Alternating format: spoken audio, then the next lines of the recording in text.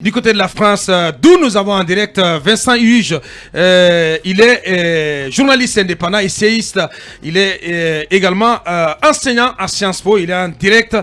Bonjour, monsieur Huge.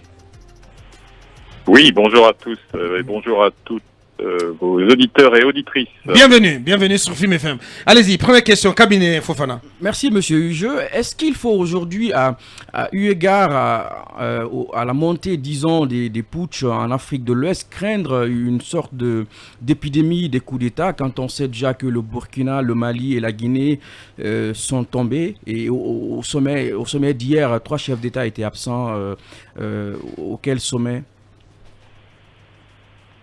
Mais d'abord, il est tentant effectivement de filer la métaphore pandémique, avec une apparente épidémie de putsch à l'ancienne, ce que j'appelle les coups d'État vintage, avec des variants, le variant tchadien, le variant burkinabé récemment, les variants guinéens, maliens, etc. Cela posé, je crois effectivement qu'il y a une sorte d'effet désinhibiteur. Ce qui apparaissait comme une prise de pouvoir anachronique est devenu un mode de dévolution du pouvoir envisageable.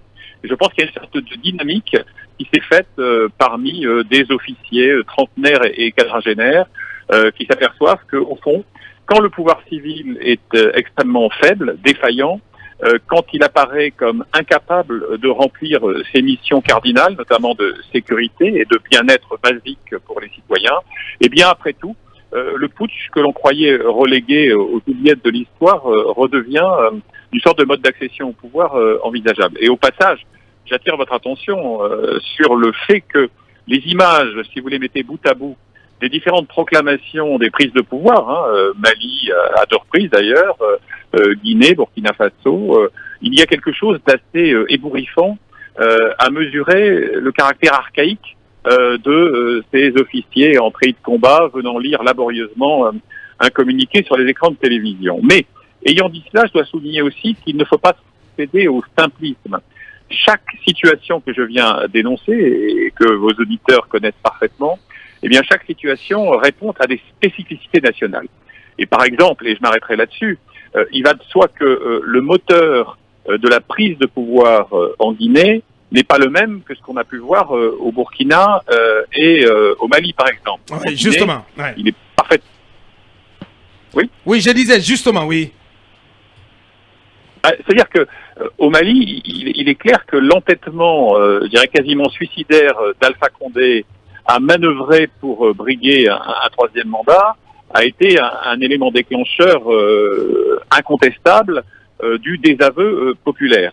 Alors que quand vous regardez les situations au Mali et au Burkina, il est tout aussi clair que c'est l'incapacité des organismes d'État incarnés par une présidence pourtant élue à juguler les assauts djihadistes dans ces 2 pays qui ont d'une certaine manière discrédité le pouvoir civil et mécaniquement en quelque sorte réévaluer l'image et le prestige de l'institution militaire. Donc voilà, chaque pays a son histoire, chaque pays a ses spécificités, mais j'observe quand même que dans une période de 18 mois, on aura eu sous différentes versions donc de cette pandémie, sous différents variants, comme je disais à l'instant, 5 à minima, 5 coups d'État qui ne sont évidemment pas une bonne nouvelle en matière d'enracinement des pratiques démocratiques dans cette partie du monde. Oui, allez-y. Oui, Janaï. Vous parlez, monsieur Hugo, d'épidémie. Est-ce qu'aujourd'hui on peut dire qu'il y a une crainte qu'elle ne se transforme en pandémie, puisque vu l'allure que prend les coups d'État dans la sous-région, on a l'impression aujourd'hui que les militaires ont tendance à l'institutionnaliser. C'est-à-dire qu'on a failli assister, vous l'avez vu, voilà quelques jours, à l'éclosion d'un nouveau variant en Guinée-Bissau.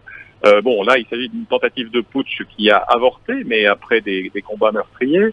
Donc là encore, sans céder à la tentation de l'essentialisme, de la généralisation et de je ne sais quel déterminisme historique, il y a effectivement, en corollaire des défaillances de l'État, l'idée, à mon avis, l'illusion, on pourra y revenir, que un pouvoir de nature militaire serait mieux qualifié pour répondre aux aspirations citoyennes.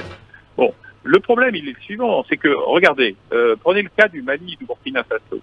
Ce qui est invoqué comme justification, c'est donc l'incapacité que je viens d'évoquer et l'aptitude supposée des militaires à mieux gérer des enjeux vitaux comme la sécurité, la lutte contre la corruption. Eh bien, moi je dis rendez-vous dans 6 mois. Est-ce que dans 6 mois, dans ces 2 pays, on aura la preuve administrée de manière incontestable que la performance, à la fois en termes de lutte contre le fléau djihadiste et de combat contre une corruption rampante, est meilleure que ce que pouvait produire le pouvoir civil? Je n'en sais rien, ni oui ni non, mais rien n'est acquis. Et à ce moment-là, l'enthousiasme impressionnant manifesté dans les rues de Bamako ou de Ouaga pourrait se transformer, se retourner en grief contre le même pouvoir militaire s'il ne se montre pas capable de faire mieux que ceux qu'il a détrônés. Bien. Allez-y, Lincoln. Alors, le Burkina échappe aux sanctions de la CEDEAO, ce qui n'a pas été le cas pour le Mali et la Guinée. Comment comprenez-vous aujourd'hui la démarche de l'organisation sous-régionale? Est-ce que cela pourrait être quand même un précédent dangereux pour la CEDEAO? Bon, d'abord, c'est un secret de polichinelle de dire que la CEDEAO aujourd'hui, donc l'instance sous-régionale, joue un peu sa crédibilité. Alors, j'entends en filigrane de la question le procès en 2 poids 2 mesures, ou 3 poids 3 mesures en l'occurrence. Bon, simplement, cette CEDEAO, qui n'a pas elle-même été toujours exemplaire dans le respect de ses propres chartes fondatrices, allusion évidemment à ce qui est advenu en Côte d'Ivoire, l'une des locomotives de cette instance régionale, eh bien, elle a besoin donc de redorer son blason. Et donc, elle revient à ses fondamentaux supposés. Ce que j'observe, si vous voulez, en tant qu'analyste, dans les déclarations, et notamment celle de Jean-Claude Cassibrou, le président de la commission de la CEDEAO, lors de ce sommet d'Accra, au Ghana, c'est qu'on en revient toujours à l'axiome d'une transition courte qui doit aboutir à des élections crédibles. Et par exemple, ce qui explique l'indulgence apparente vis-à-vis des putschistes du Burkina, c'est le fait que le colonel Paul-Henri Damiba a donné, semble-t-il, à ses interlocuteurs des garanties en termes de brièveté de la transition. Il a annoncé la restauration de la Constitution, ce qui est un peu paradoxal, parce que dans le même temps, il conserve les leviers de l'exécutif, mais passons. Et donc, d'une certaine manière, le langage employé à Ouaga était moins dans le registre lexical du défi que dans celui du compromis. Et c'est ce qui explique, je dirais encore une fois, l'immensuétude apparente de la CEDEAO. À l'inverse, vous avez par exemple au Mali, et dans une moindre mesure en Guinée, un langage de défi. La CEDEAO étant dénoncée comme une marionnette postcoloniale de la France et de ses visées impérialistes réelles ou supposées. Bon. Donc il est évident que les réactions de la communauté économique des États d'Afrique de l'Ouest, eh bien, elle est aussi indexée d'une certaine manière sur la posture qui est adoptée par les pouvoirs de fait qui se trouvent aujourd'hui aux manettes. Bien, Vincent Huge, journaliste indépendant et essayiste enseignant à Sciences Po. Vous rappelez... Une question particulièrement sur le cas de la Guinée.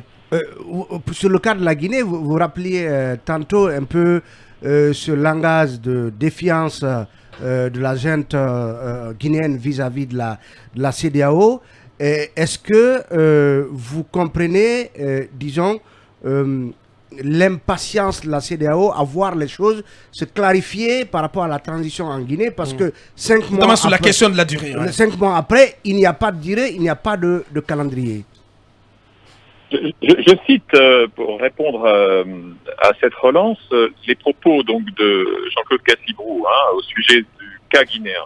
Je le cite, hier, à Accra. Notre message est clair, dit-il, un chronogramme devant conduire aux élections est attendu avant de parler d'allègement des sanctions. Là, pour le coup, et quels que soient encore une fois les griefs que l'on peut adresser à la CEDEAO, c'est un retour, je dirais, aux fondamentaux de la maison. Et donc, s'agissant de la Guinée et d'allègement des sanctions, tout dépend du délai qui va être choisi, en théorie par le CNT, Et la CEDEAO a rappelé que sa doctrine en la matière, s'agissant de la Guinée, c'était une échéance de 6 mois. Au risque d'être démenti demain matin, je ne pense pas que le pouvoir en place aujourd'hui à Conakry soit prêt à passer toutes ces fourches codines temporelles là. On va sans doute nous expliquer que 6 mois, c'est trop peu, c'est trop bref, que ça ne permettra pas au CNP d'accomplir sa mission, etc., etc. Donc on voit bien que l'enjeu est celui-là. Mais enfin, encore une fois, quand vous avez un pouvoir qui fait huer la CEDEAO et la ravale au rang de pantin de marionnette post-coloniale, vous ne pouvez pas non plus espérer une immense mansuétude à votre égard. Est-ce qu'on peut dire que la junte guinéenne risque de s'exposer à des sanctions plus fermes de la part de la CEDEAO si elle venait à camper un ayatollah sur la question sur son silence, sur la durée de la transition? Est-ce que au même moment, la junte dit que cette question sera réglée au CNT et pendant que pour beaucoup d'acteurs politiques, d'observateurs, la junte est en contradiction avec une des dispositions même de la charte de la transition en son article 77 qui dit que cette question est réglée de commun accord par le CNRD, donc la junte au pouvoir et les forces vives de la nation. Ah oui, de même qu'au Mali, Assimi Goïta s'est rétracté. La date de février 2022 pour l'élection générale, c'est lui qui l'avait validé pour ensuite envisager une transition télescopique équivalente à un quinquennat présidentiel. Donc il y a une question de cohérence par rapport aux objectifs qu'on s'assigne. Et puis n'oublions pas que la Guinée aussi s'est proposée de cette manière pour épauler tel ou tel de ses voisins à contourner ou en tout cas à amoindrir l'impact des sanctions décrétées par la CEDEAO. Donc là encore, retour à mon propos initial sur la posture de défi. Mais vous savez, à mon sens, il y a là-dedans quelque chose d'assez rhétorique. Encore une fois, on a bien vu que ce discours francophobe et anti-CEDEAO était un puissant levier de mobilisation populaire. Bon, ça durera ce que ça durera, mais c'est ainsi.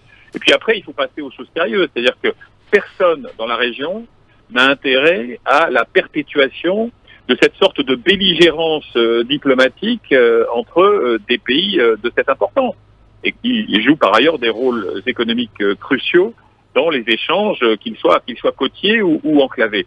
Donc, je dirais pas mon espoir, parce que là, je raisonne en analyste et c'est tout. Ouais. Mais le scénario de sortie de crise, en l'occurrence, me semble être, après cette sorte de grande effervescence rhétorique et de mobilisation populaire, revenir à des postures de négociation et de compromis et aboutir à des calendriers qui seront jugés acceptables à la fois par les instances régionales, mais aussi, ne les oublions pas, par l'Union africaine, par les partenaires type Union européenne et par les Nations unies elles-mêmes. Ça ne se joue pas seulement dans le petit précaré de cette fraction de l'Afrique de l'Ouest. Les enjeux sont bien plus larges. Ils sont bien plus importants. Une seule voie qui est très celle de la sagesse, c'est celle d'un compromis sur des chronogrammes, pour reprendre un mot tellement adoré, sous ces latitudes, des chronogrammes qui seront jugés pertinents, cohérents et effectivement préalables à un retour à l'ordre constitutionnel.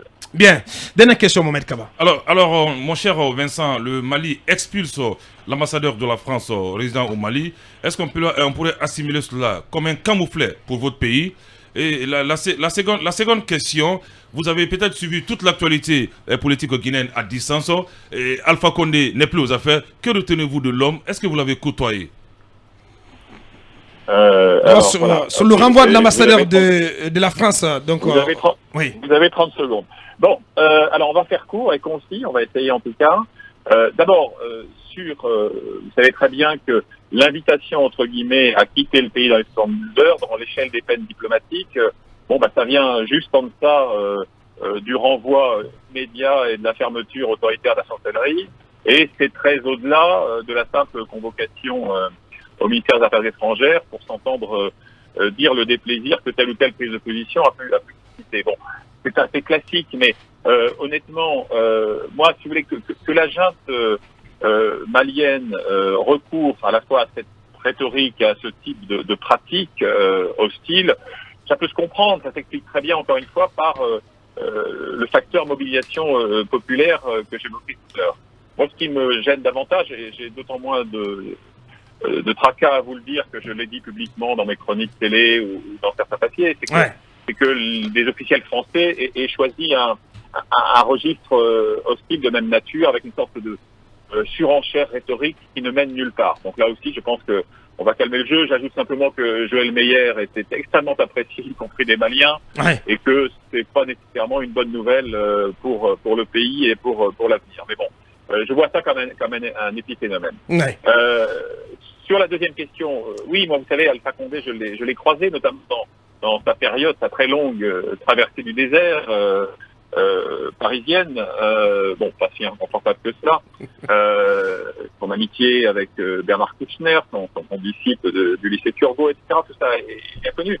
Moi, si vous voulez, il incarne jusqu'à la caricature une figure que j'avais évoquée, pardon, de dans un bouquin qui a presque 10 ans maintenant, que j'avais publié aux éditions du CNRS, ici en France, que j'avais intitulé Afrique, le mirage démocratique, où j'explorais l'écart, à mon sens, abyssal entre l'apparence des normes électives, par exemple, et la réalité de l'enracinement des réflexes démocratiques. Et dans ce petit bouquin, j'avais évoqué ce que j'appelais la malédiction de l'opposant historique, en expliquant, c'est quelque chose qui avait été illustré aussi par le Sénégalais Abdoulaye Wade, que lorsqu'on a été très longtemps relégué, n'oublions quand même pas qu'il a été un courageux défenseur de la liberté, condamné à mort par contumace, enfin vous savez pas mieux que moi, etc., et qu'on développe une sorte d'impatience, de fébrilité.